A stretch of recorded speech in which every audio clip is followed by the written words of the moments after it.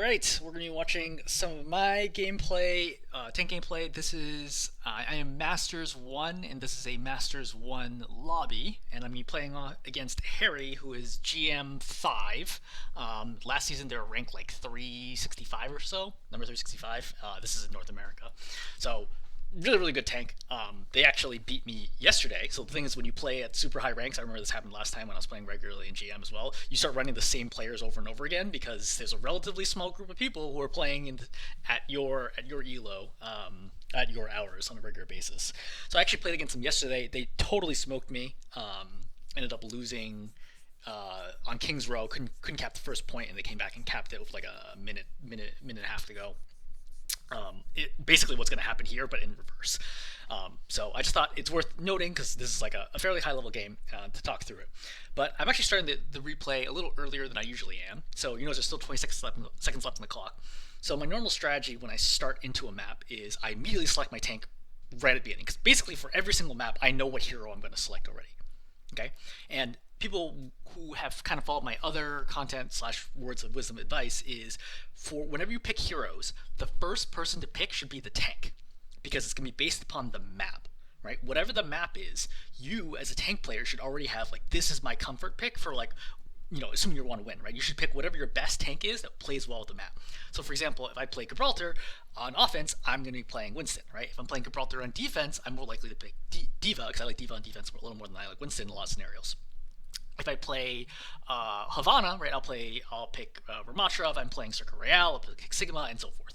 So as a tank, you want to pick first because that's going to give your team the most amount of time because that time matters, right? The 30, 40 seconds of the game really do matter for picking your lineup, especially on defense where you have to walk out to the front line. So you want to give your team as much time to pick accordingly. So the tanks pick first, followed by the DPS, and supports pick accordingly. That is what should happen, but it doesn't always happen that way. Some people are one tricks, some people are basically one tricks, so they're going to try to force something no matter what. Some people don't care or don't think about this thing. It is what it is. But generally, I find that especially as you get higher ranks, it's pretty successful to pick first, have your team pick around you.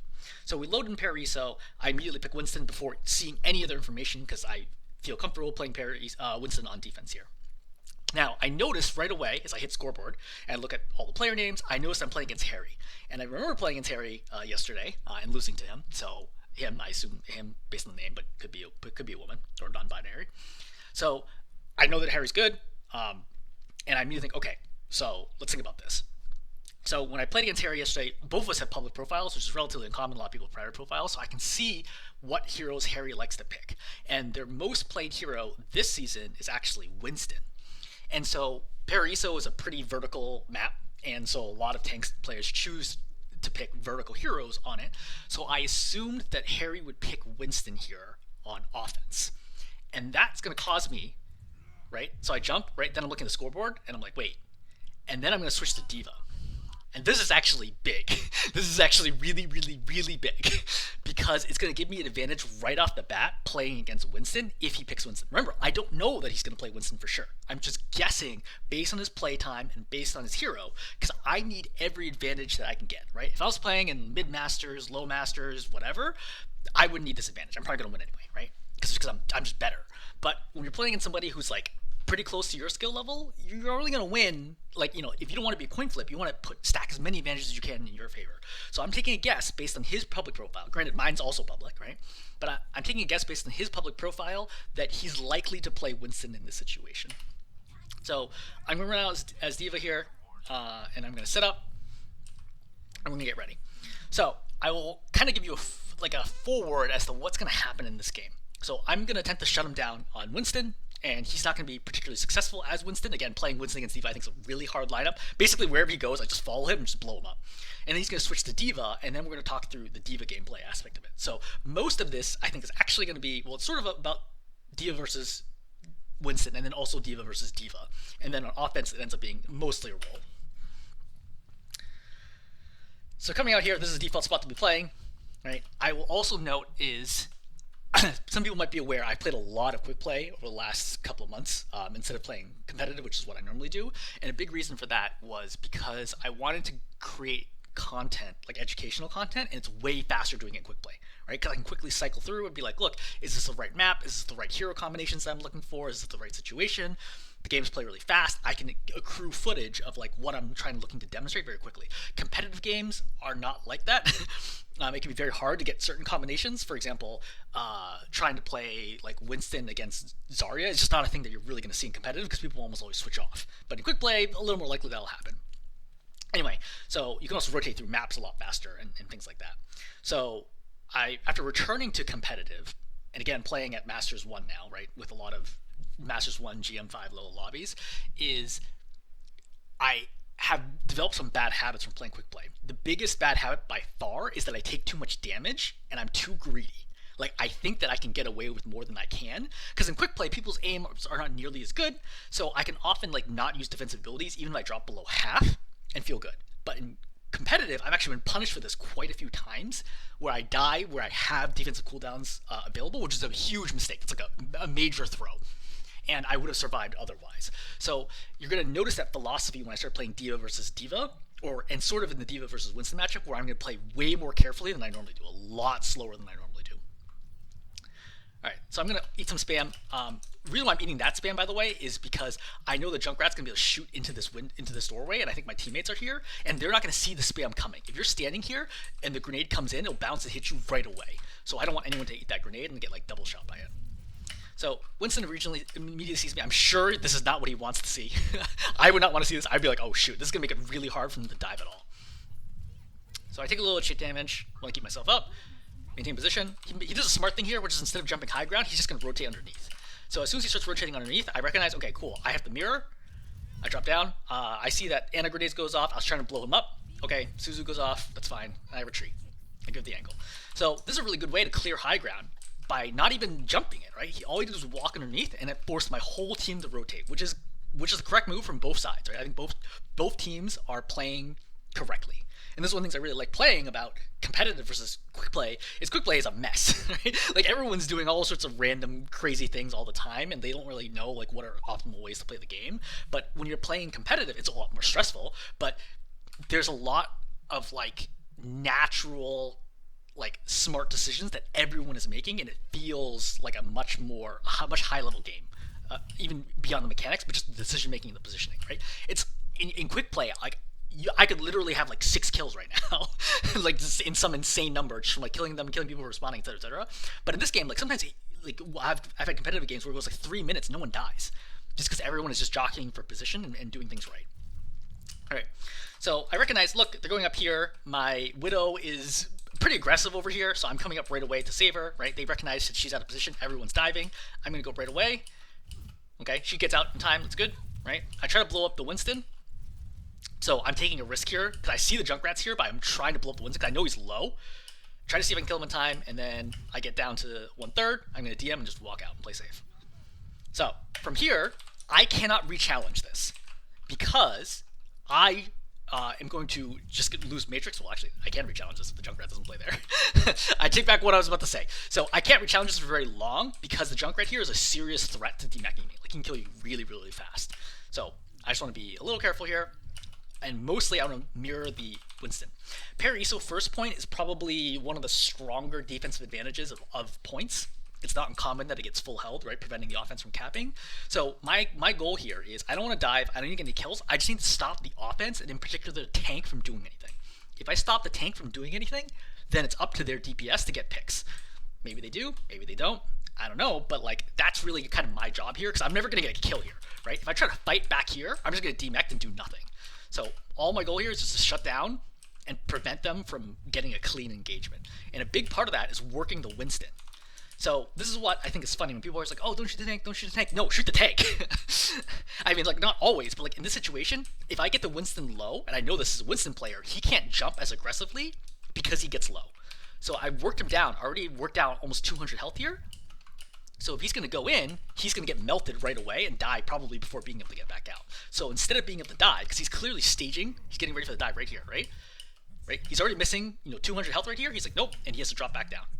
So great. This might not seem like it's important. You're like, nobody died, right? He just got shot, he dropped down, he's going to get healed up. That's true, but it wastes time.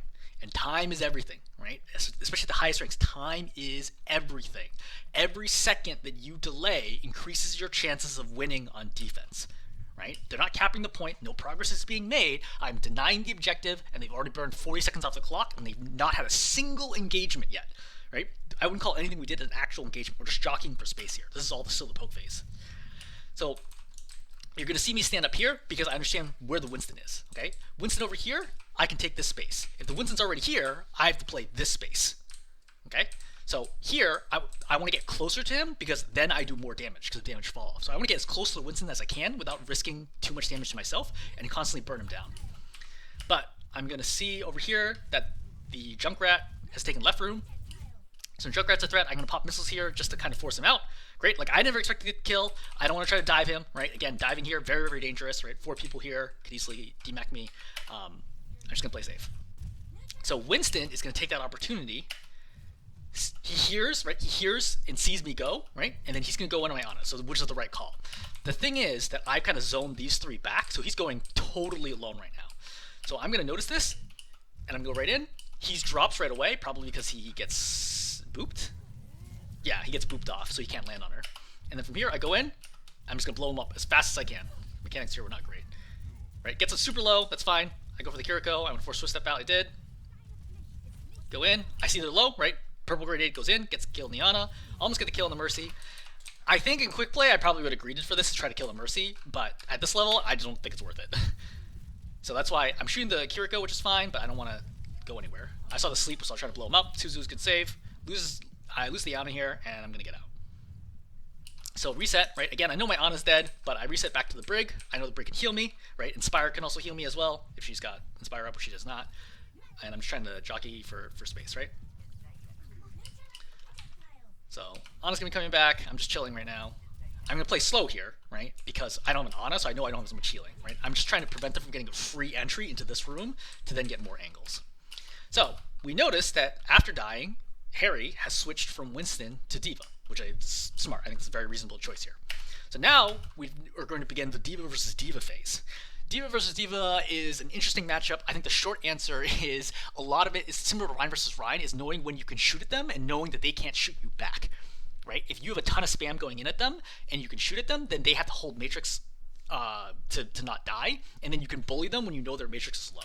So a lot of it's just about that bullying, right? So we just shoot here, that's fine, right? Soldier's in here. I can see that she was charged, so I was trying to go back up. I think she fires it right away. Oh, she's actually just losing charge. Yeah, she didn't fire it, so I did the right call here, going up. So I'm trying to shut her down because, again, if she gets charged, right, Mercy damage boost, one-tap someone. And you want to do your best that you can as tank to prevent anyone from dying.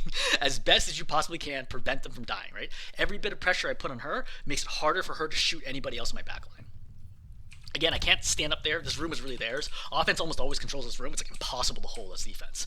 If there's space here, you could stand, which would be great, but like as it stands, like with this tiny doorway and like having 1, 2, 3 angles to get shot from, it's not reasonable to be able to hold the room. Right? Again, I play safe, hold Matrix, go back.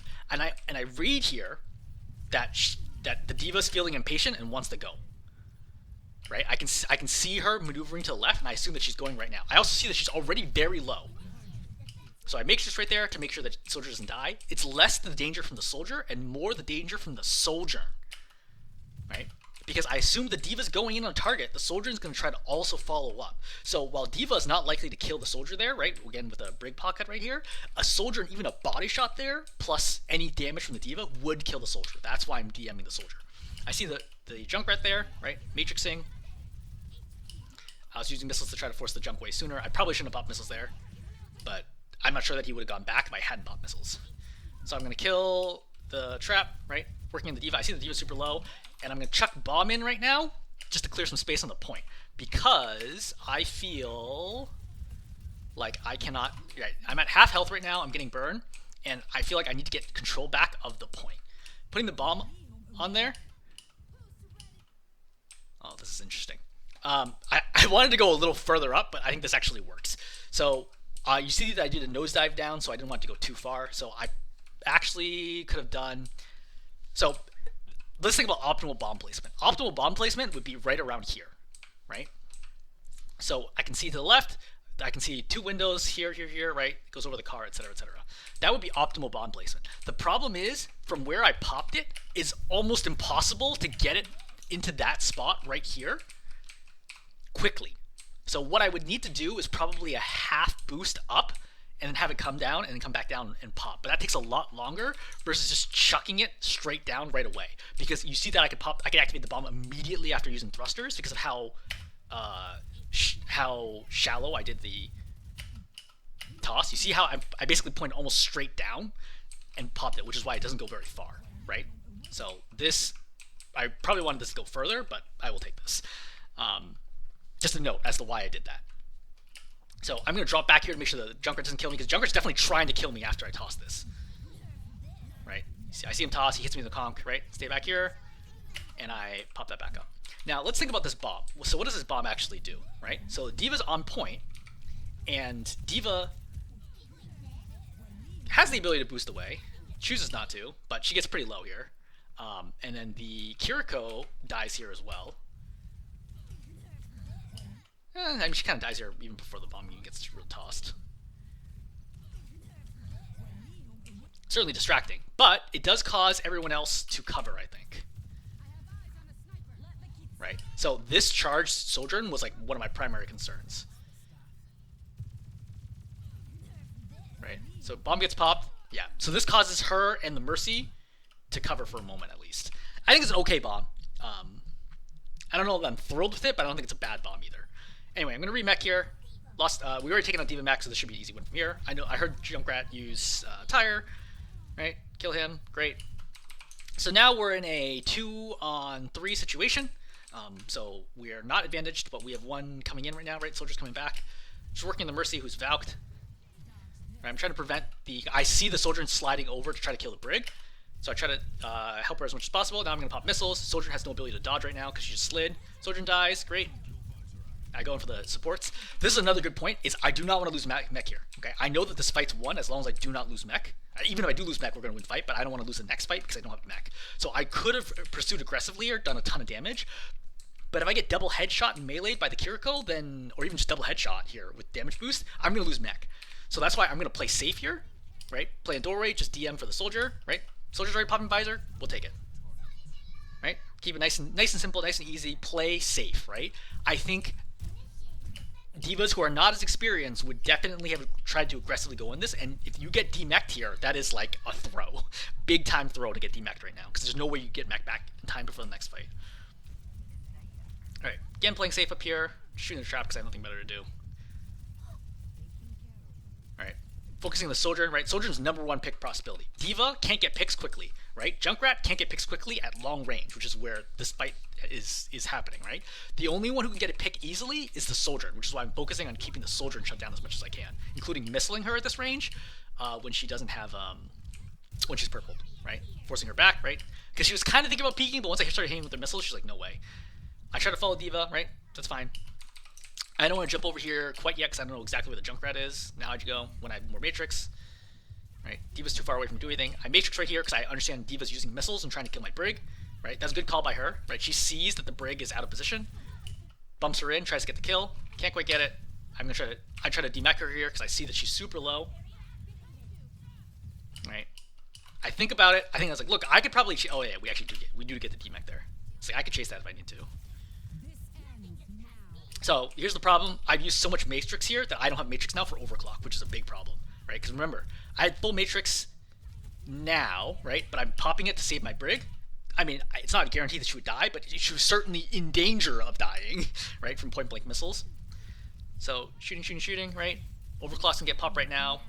I mean, I think Sojourn realized that I was low on Matrix. She just saw me Matrix the Brig, so this is a good call on her part. And now I'm thinking, okay, I gotta try to shut down the Soldier as much as possible, right? I'm gonna eat this one, I think. Actually, let's just watch from her perspective. Right, eat that one. Ate that one. So I ate 2 out of 5. Oh man, she nearly kills the Ana right here. Right, very, very close, nearly kills the Ana there. Anyway, try to shut down as much as I can. Right, I have to drop because Junkrat's spamming me. I understand that she doesn't have slide right now, so I try to missile her, but... Oh no, I think I popped missiles too early. Yeah, I popped missiles too early. It's a mechanical mistake. Tires, or traps here, that's fine. I'm just chilling, holding the corner. Right, I need health before I can do anything. D.Va's mech back.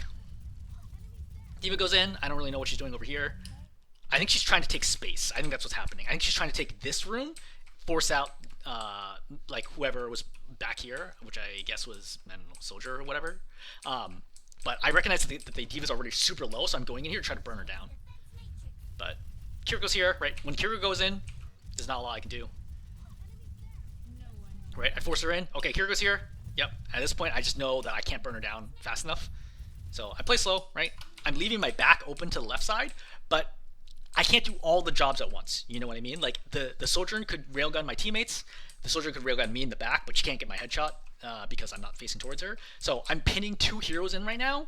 If I'm occupying 2, including with the opposing tank, that's a 4 and 3 for my team. That's generally a pretty good situation to be in.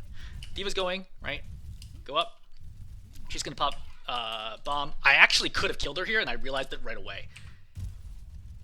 Right here. I should have popped missiles and then killed her and then dropped.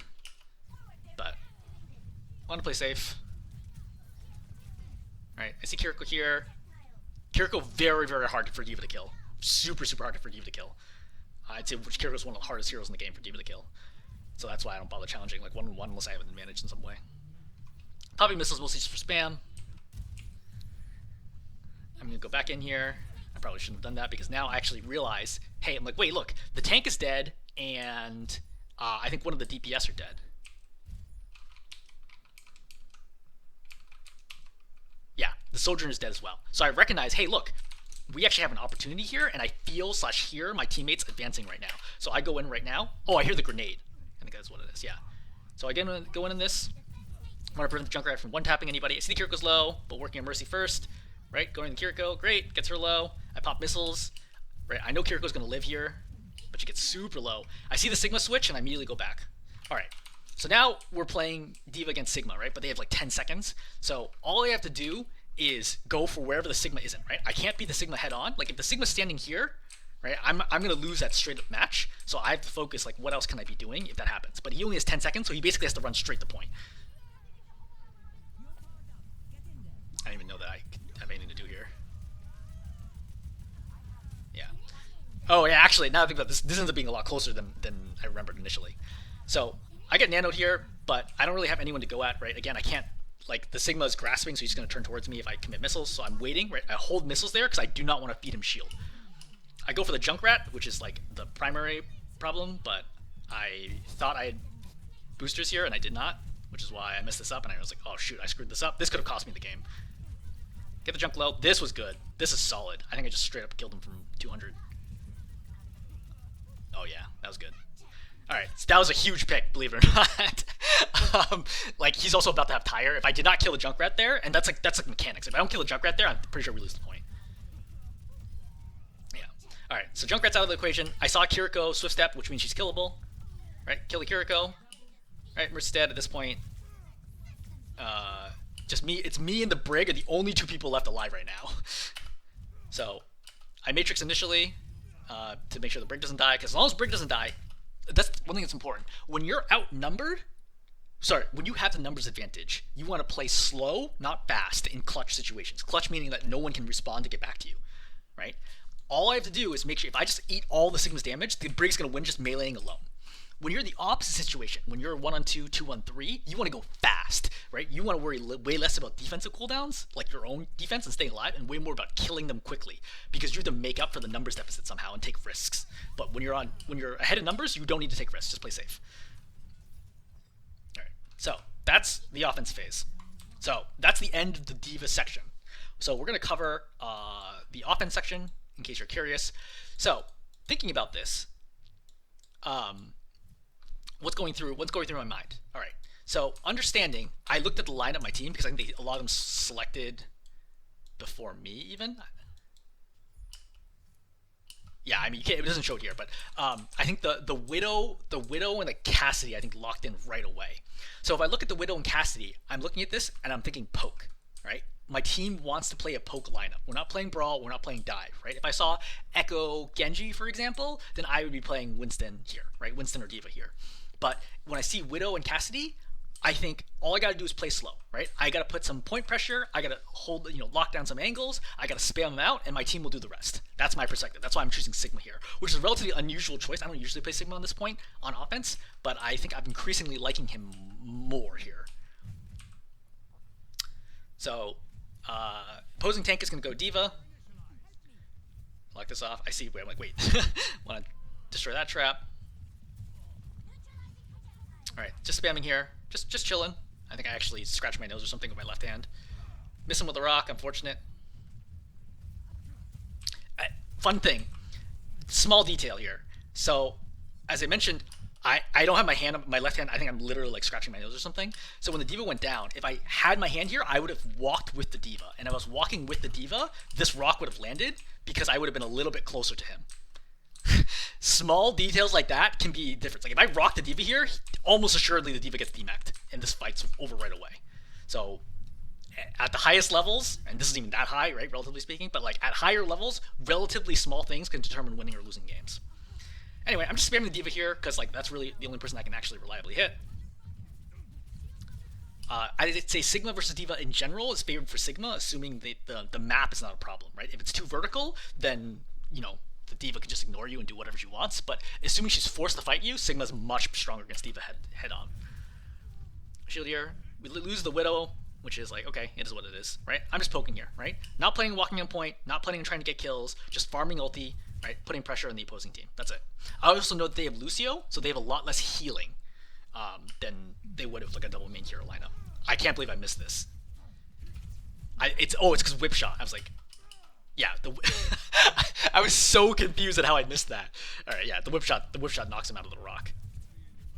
All right, Diva's diving for some reason. I was like, okay, I wall off right away because I recognize that she's probably going to be going for the Brig, who's the most extended, because I hear the Tracer over here. So that's why I put the wall so that the Brig would be able to walk back through it. I did not expect the Cassidy to get targeted.